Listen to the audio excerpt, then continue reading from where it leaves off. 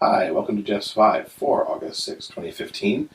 We're going to talk about Waitress, a little city planning, and of course, So You Think You Could Dance, plus some more stuff. So here we go. So I'm super excited that Sara Bareilles' first musical, Waitress, started previews this week out in Cambridge, Massachusetts. Jessie Mueller is starring in the show, which is based on Waitress the movie from a few years ago. Jessie, of course, a Tony Award winner for her role in Beautiful, the Carole King story.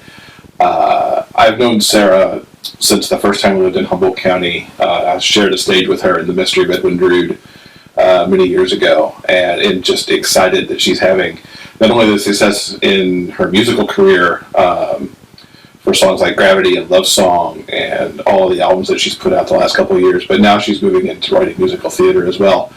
My fingers are crossed. I'm headed out into the Boston area at the end of September, right before the show closes out its trial run there, before it tries to go to Broadway. So I'm trying to get in, if I can get into the area in time and see it.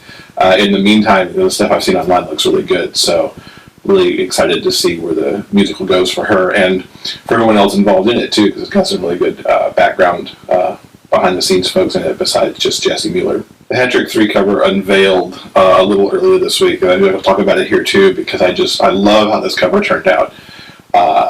The image really looks like how I could envision Simon as a 22-year-old, going from the first cover when he was still in high school to moving a few years down the line to when he graduates college.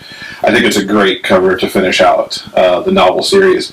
The book officially comes out September 6th. It's in paperback by the end of September, and I'm working this week to do the finishing touches on this, the last short story. There's one relatively small short story to come out that just kind of wraps up the Simon and Alex story really well. So I'm excited for all that to come out this fall. So I've had an interesting turn of events the last week. I've actually been involved in a little bit of Eureka city planning. There's a waterfront parcel across the street from Redwood Grin Theater that the city is starting to work on what will go there.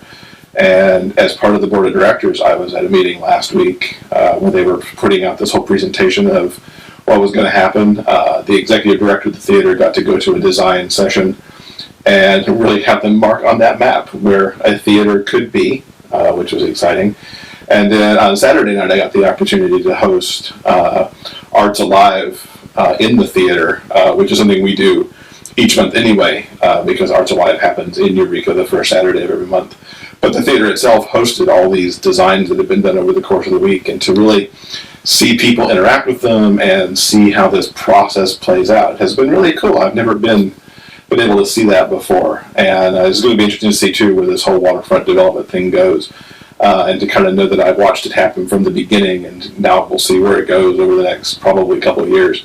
Will be really exciting to do. So the first presidential debate is tonight, and I have to say I'm already tired of the presidential process for this year, and we're still over a year away from the actual election itself. I feel like all the candidates, for the most part, especially on the GOP side, just keep babbling away about stuff that actually doesn't further our country, but just seeks to more just pull us apart.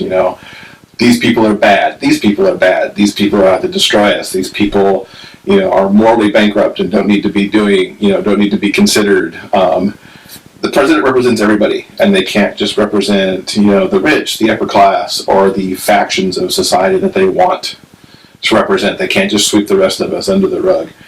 And I think that's really lost in politics these days. I'm not really thrilled with any of the candidates so far, except for the one who I think can't win. I don't think an independent contestant can win, and unless Hillary Clinton really fouls out somewhere, especially with this email scandal and some other stuff, I don't think that she's not going to be the Democratic nominee.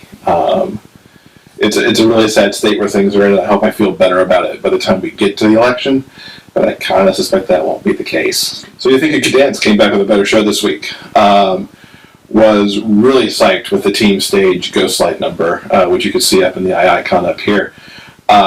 Just an extraordinary piece of Travis Wall choreography. It was moving, it was powerful, it was lit beautifully, the costumes were spot on. The technique in it was great, and I really can't say enough about it. I need to give a shout out this week too to JJ who ended up partnered with the choreographer for her Argentine tango because Derek got hurt this week, which I actually think kind of probably made it a better piece because certainly the choreographer was going to dance it better than he was, I think, just from what we saw in rehearsal. The fact that JJ is a street dancer and was moving her legs that way was extraordinary, and it was really great to see. You can look in the eye icon also for some other dances that I thought were good with this week with the playlist that I put together. And that is the 5 for this week. Check the icon for any other videos that I've stuck up there. There will be links below the video on both the blog and YouTube, and feel free to leave some comments about the show as well. And I will see you again next week.